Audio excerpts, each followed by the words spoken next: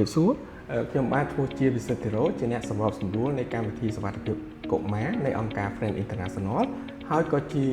អាណាព្យាបាលដែលមានកូនរៀននៅសាលា Footprint អន្តរជាតិផងដែរយោងតាមអនុសញ្ញាអង្គការសហប្រជាជាតិស្តីពីសិទ្ធិកុមារនិងច្បាប់របស់ព្រះរាជាណាចក្រកម្ពុជាកុមារត្រូវបានកំណត់ថាជាបុគ្គលទាំងឡាយណាដែលមានអាយុក្រោម18ឆ្នាំតាមរយៈការកំណត់អាយុនេះយើងអាចដឹងថាវាគឺជារង្វង់ការពារមួយដែលយើងមើលឃើញថាវាត្រូវបានគិតគូររហូតដល់យុវជនគ្រប់រូបអ្នកថែទាំគ្រប់រូបអាណាព្យាបាលគ្រប់រូបត្រូវទទួលបន្ទុកដែលហួសពីទម្លាប់ប្រចាំថ្ងៃពួកគាត់គឺជាបង្គោលរបស់កុមារជាអ្នកការពារសុវត្ថិភាពកុមារជួរមុខនិងជាប្រភពនៃទំនុកចិត្តដ៏រឹងមាំបំផុតរបស់កុមារកាតព្វកិច្ចរបស់ពួកគាត់គឺការពារបីបាច់ណែនាំនិងធានាថាកុមារគ្រប់រូបលូតលាស់នៅក្នុងបរិស្ថានដែលមានសុវត្ថិភាពការយកចិត្តទុកដាក់និងទទួលបានការគាំទ្រ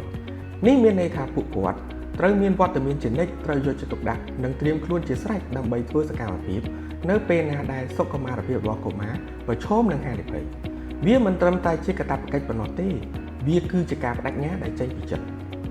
ចលនាសុវត្ថិភាពកុមារដែលយើងហៅថា Child Safe Movement គឺជាចលនាសកលដឹកនាំដោយអង្គការ Friends International ដែលផ្ដល់ឲ្យបុគ្គលគ្រប់រូបសហគមន៍និងអាជីវកម្មនៅចំណេះដឹងនិងឧបករណ៍នានាដើម្បីការពារកុមារចលនាបានលើកកម្ពស់អាកប្បកិរិយាប្រកបដោយការទទួលខុសត្រូវបង្កើនការយល់ដឹងអំពីហានិភ័យដែលកុមារប្រឈមនិងលើកទឹកចិត្តមនុស្សគ្រប់រូបរាយការណ៍និងធ្វើសកម្មភាពនៅពេលដែលអ្វីមួយមានលក្ខណៈមិនប្រក្រតីចលនានេះពឹងលើភាពជាដៃគូដំណោះស្រាយជាក់ស្ដែងនិងកិច្ចសហការដើម្បីរក្សាកុមារឲ្យមានសុវត្ថិភាពគ្រប់ទីកន្លែងដែលពួកគេស្ថិតនៅកិច្ចសហប្រតិបត្តិការរបស់យើងជាមួយសាលា Footprint អន្តរជាតិគឺមានមូលដ្ឋានលើតម្លៃរួមគ្នាការទទួលខុសត្រូវការបង្ការនិងធ្វើសកម្មភាពយើងធ្វើការរួមគ្នាដើម្បីកសាងសហគមន៍មួយដែលកុមារមិនត្រឹមតែទទួលបាននូវការអប់រំផ្នែកសិក្សាប៉ុណ្ណោះទេប៉ុន្តែថែមទាំងត្រូវបានការពារទាំងផ្លូវកាយនិងផ្លូវចិត្តផងដែរយើងពង្រឹងការយល់ដឹងធ្វើឲ្យប្រសើរឡើងនៅវិធីរាយការណ៍និងលើកកម្ពស់អាកប្បកិរិយាសុវត្ថិភាពសម្រាប់សិស្សបុគ្គលិកនិងក្រុមគ្រួសារតាមរយៈភាពជាដៃគូនេះយើងរួមបញ្ចូលគ្នានៅភាពខ្លាំងរបស់យើងដើម្បីបង្កើតបរិយាកាសសាលារៀនមួយដែលសុវត្ថិភាពមិនមែនគ្រាន់តែជាគោលការណ៍នៅលើក្រដាសប៉ុណ្ណោះទេតែវាបានក្លាយជាផ្នែកមួយនៃវប្បធម៌របស់យើងចាប់តាំងពីឆ្នាំ2024មកកិច្ចសហការរបស់យើងបានឈានទៅមុខនិងទទួលបានលទ្ធផលរីកចម្រើនដ៏ពិតប្រាកដយើងបានពង្រឹងការបណ្ដុះបណ្ដាលសម្រាប់មនុស្សគ្រប់គ្នាចាប់ពីគណៈគ្រប់គ្រងសាលាប្រធាននាយកសាលាលោកគ្រូអ្នកគ្រូអ្នកសម្អាតសន្តិសុខបុគ្គលិកការិយាល័យនិងសូម្បីតែអ្នកផ្គត់ផ្គង់របស់សាលានេះមានន័យថាការការពារកុមារលែងជាការទទួលខុសត្រូវផ្ដាច់មុខចំពោះតែអ្នកណាមួយទៀតហើយវាត្រូវបានរួមបញ្ចូលនៅក្នុងស្រទាប់នីមួយៗនៃប្រព័ន្ធសាលាទាំងមូលយើងបានបង្កើតការយល់ដឹងនៅក្នុងចំណោមសិស្សនិងបង្កើតនៅវិធីច្បាស់លាស់បន្ថែមទៀតសម្រាប់ការកំណត់អត្តសញ្ញាណនិងការឆ្លើយតបទៅនឹងហានិភ័យយើងបានលើកទឹកចិត្តឲ្យមានអាកប្បកិរិយាសុវត្ថិភាពទាំងនៅខាងក្នុងនិងខាងក្រៅបរិវេណសាលាហើយសំខាន់បំផុត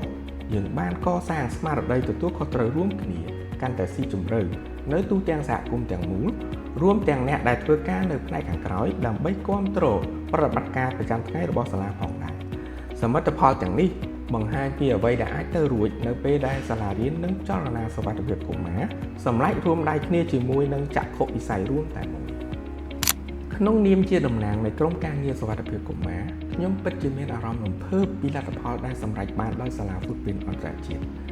ការបដិញ្ញាចិត្តរបស់សាលាមិនត្រឹមតែអាចមើលឃើញប៉ុណ្ណោះទេតែវាពោរពេញដោយថាមពល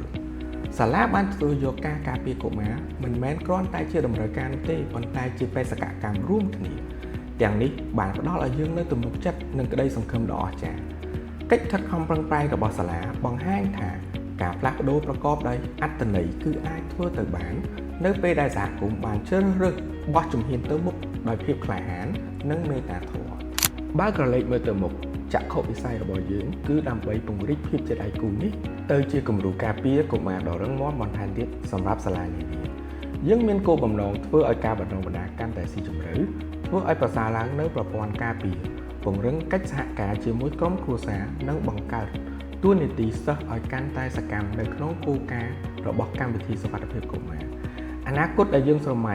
គឺជារឿងមួយដែលគ្រប់សាលាទាំងអស់ក្លាយជាកន្លែងដែលមានសុវត្ថិភាព ហើយវាមិនមែនដោយចៃដន្យទេប៉ុន្តែដោយចេតនានិងកិច្ចខិតខំប្រឹងប្រែងរួមគ្នាក្នុងនាមជាដៃគូសុវត្ថិភាពកុមារយើងត្រូវតែរក្សាការប្រុងប្រយ័ត្នចេះជូនដំណឹងនិងធ្វើការបដិញ្ញាចិត្តការការពារកុមារមិនមែនជាសកម្មភាពតែម្ដងនោះទេតែវាជាដំណើរការបន្តបន្ទាប់ឥតឈប់យើងត្រូវបន្តធ្វើបច្ចុប្បន្នភាពជំនាញរបស់យើងដើរតាមការអនុវត្តល្អបំផុតនិងរក្សាទំនាក់ទំនងបើកចំហហើយលើសពីអ្វីទាំងអស់យើងត្រូវតែរក្សាភាពរួបរวมគ្នាពីព្រោះការការពារនិងដំណើរការល្អបំផុតនៅពេលដែលយើងធ្វើសកម្មភាពរួមគ្នាសម្រាប់សហគមន៍សាលារៀនការយល់ដឹងការទទួលខុសត្រូវតែក្លាយជាទម្លាប់ប្រចាំថ្ងៃសូមចាប់អារម្មណ៍នៅពេលដែលមានអ្វីហាក់ដូចជាមិនធម្មតាត្រូវហ៊ាននិយាយនៅពេលដែលមានអារម្មណ៍ថាមានអ្វីមិនត្រឹមត្រូវគាំទ្រគ្នាទៅវិញទៅមកក្នុងការរក្សាបរិយាកាសសាលារៀនឲ្យមានសុវត្ថិភាពលោកគ្រូអ្នកគ្រូគ្រប់រូបបុគ្គលិកគ្រប់រូបសិស្សគ្រប់រូបសុទ្ធតែមានតួនាទីដែលត្រូវបំពេញហើយអ្វីដែលយើងធ្វើវានឹងមានផលជះដល់គ្នាទៅវិញទៅមកក្នុងនាមជាមាតាបិតាតួនាទីរបស់អ្នកគឺមិនអាចជំនួសបានទេអ្នកត្រូវចេះចូលរួមក្នុងជីវិតរបស់កូនអ្នកស្ដាប់ពួកគេដោយយកចិត្តទុកដាក់និងបង្កើតឱកាសសម្រាប់ការសន្ទនាដោយបើកចំហកុមារតែងតែនិយាយតាមរយៈសញ្ញាតូចៗការកត់សម្គាល់សញ្ញាទាំងនោះអាចការពារពួកគេពីគ្រោះថ្នាក់ហើយសូមចាំថាឆាលសេះក៏នៅទីនេះដើម្បីគាំទ្រអ្នកផងដែរនៅពេលដែលក្រុមគ្រួសារសាលារៀននិងឆាលសេះឈរនៅជាមួយគ្នាកុមារនឹងទទួលបានសំណាញ់សុវត្ថិភាពដ៏រឹងមាំ